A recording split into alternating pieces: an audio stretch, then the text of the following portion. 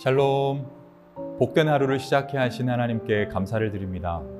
성경에서 말하는 옥토는 흙에 거름이 많거나 고른 상태를 두고 말하지 않습니다. 돌멩이나 넝쿨이 없는 땅을 옥토라고 하지도 않습니다. 성경에서 말하는 옥토는 예수의 생명 씨앗을 품고 있는가 하는 것을 기준으로 삼는다는 것입니다. 이 말을 성도의 마음으로 적용해 본다면 내면이 건강한 사람을 말하는 것이 아니라 말씀으로 예수의 생명 씨앗을 품고 있느냐 하는 것이 옥토의 기준이 될 수 있다는 말이 되는 것입니다. 상대적으로 보다 부족할 수 있고 출발선이 다를 수 있습니다. 하지만 하나님의 시선으로는 전혀 관계가 없다는 말입니다. 예수의 씨앗만 있으면 어디나 중심이 될 수 있고 어디에서나 시작할 수 있다는 뜻입니다. 오늘 하루 말씀을 묵상함으로 옥토로 시작할 수 있기를 바랍니다. 그러면 다 함께 말씀을 보도록 하겠습니다. 이삭이 야곱에게 축복하기를 마치매 야곱이 그의 아버지 이삭 앞에서 나가자 곧 그의 형 에서가 사냥하여 돌아온지라. 그가 별미를 만들어 아버지에게로 가지고 가서 이르되 아버지여 일어나서 아들이 사냥한 고기를 잡수시고 마음껏 내게 축복하소서. 그의 아버지 이삭이 그에게 이르되 너는 누구냐? 그가 대답하되 나는 아버지의 아들 곧 아버지의 맏아들 에서로소이다. 이삭이 심히 크게 떨며 이르되 그러면 사냥한 고기를 내게 가져온 자가 누구냐? 내가 오기 전에 내가 다 먹고 그를 위하여 축복하였은즉 그가 반드시 복을 받을 것이니라. 에서가 그의 아버지의 말을 듣고 소리질러 슬피 울며 아버지에게 이르되 내 아버지여 내게 축복하소서. 내게도 그리하소서. 이삭이 이르되 내 아우가 와서 속여 내 복을 빼앗았도다. 에서가 이르되 그의 이름을 야곱이라 함이 합당하지 아니하니이까. 그가 나를 속임이 이것이 두 번째니이다. 전에는 나의 장자의 명분을 빼앗고 이제는 내 복을 빼앗았나이다. 또 이르되 아버지께서 나를 위하여 빌복을 남기지 아니하셨나이까.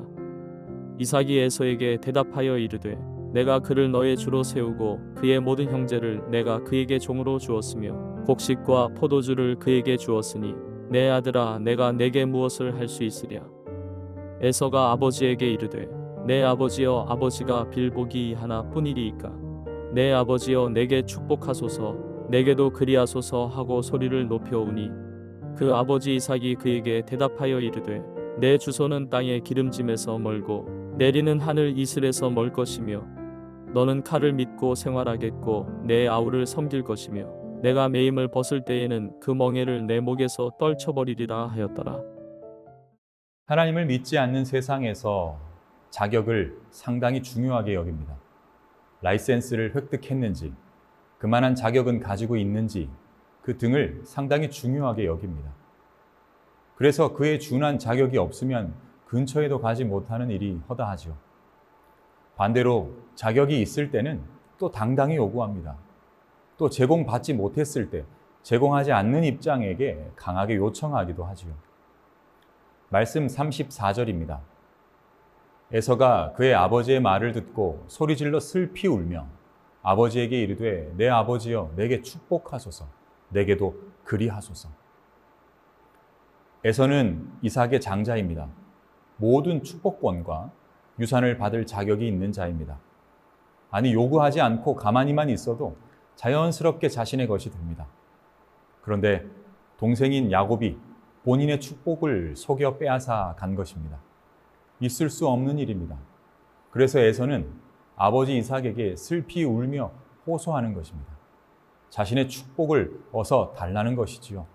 어서 축복해 달라고 간청하고 있는 것입니다. 여기에서 우리가 짚고 넘어가야 할 것은 성도에게 당연한 것은 없다는 것입니다. 예수를 믿으니까 또 신앙생활을 하니까 교회를 다니니까 모든 것은 당연하다 여기는 것은 옳지 않습니다. 하나님이 주지 않으신다는 말이 아닙니다. 어느 것 하나 당연한 것이 없다는 말씀을 드리는 것입니다.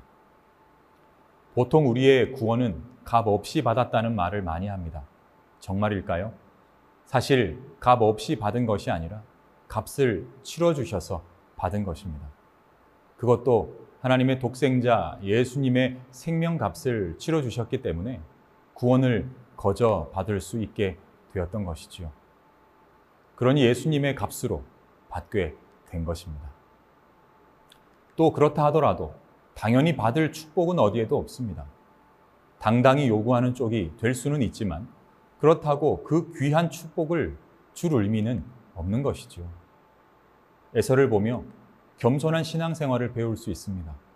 어디에도 당연한 것은 없다는 그런 교훈을 얻을 수 있는 것입니다. 다음은 36절 중간까지의 말씀을 보겠습니다. 에서가 이르되 그의 이름을 야곱이라 함이 합당하지 아니하나이까. 그가 나를 속임이 이것이 두 번째니이다. 신앙생활의 은혜를 당연히 여기며 지내다가 자신이 원하지 않는 상황이 발생되면 보편적인 성도들은 은혜를 회복하기 위해 하나님을 찾거나 예배를 회복하는 것으로 우선순위를 정합니다. 하지만 그렇지 않은 경우에는 모든 것을 당연히 여기면서 책임을 자신이 아닌 타인에게 돌리기 시작하는 것입니다.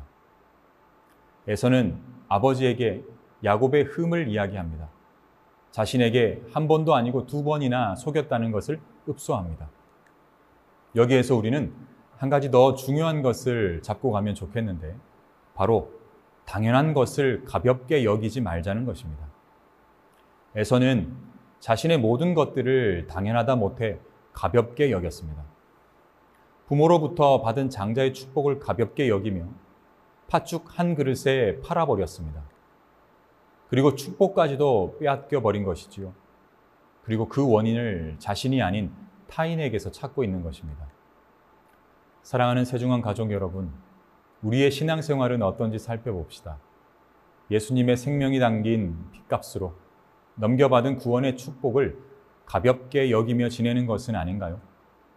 세상에 살아가던 우리를 넘겨받기 위해 그 모든 수모와 고통을 감수하고 받아왔는데 우리는 너무나도 가볍게 도로 세상으로 넘겨주고 있는 것은 아닌지 돌아보자는 말입니다.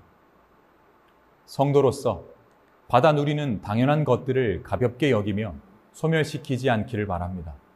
언제나 올 수 있는 교회, 아무 때나 참여할 수 있는 예배, 아무렇지도 않게 당당히 요구할 수 있는 기도 등은 당연하지만 가볍게 여겨서는 안 될 일인 것입니다. 가볍게 여기며 다 잃고 책임까지도 타인에게 적용하지 말고 챙겨야 할 것은 언제나 잘 챙길 수 있는 성도가 되면 좋겠습니다. 상징적이지만 에서처럼 지내다 다 잃어버리는 것이 아니라 야곱처럼 당연하지 않기 때문에 아버지의 복을 받기 위해 최선을 다하는 성도의 진한 삶을 살아가면 좋겠습니다. 나쁘게 속이며 살라는 말이 아닙니다. 하나님의 은혜가 없으면 결코 살아갈 수 없기에 최선을 다해 받아내겠다는 자세로 겸손하지만 최선을 다해 살아가면 좋겠습니다. 그런 하루가 되면 좋겠습니다. 다 함께 기도하겠습니다. 사랑의 아버지 하나님 감사합니다. 오늘도 염치불구하고 하나님의 그 큰 은혜를 구합니다. 그리고 주신 은혜를 빼앗기지 않기 위하여 말씀 중심의 삶을 살아가기를 원합니다. 내게 예수의 생명값으로 주신 구원의 감격을 가볍게 여기며 소멸하는 것이 아니라 감사히 여기며 잘 지켜낼 수 있는 진한 성도의 삶을 살아가는 오늘 하루가 되게 하여 주시옵소서. 주님 사랑합니다. 모든 말씀 예수님 이름으로 기도합니다. 아멘.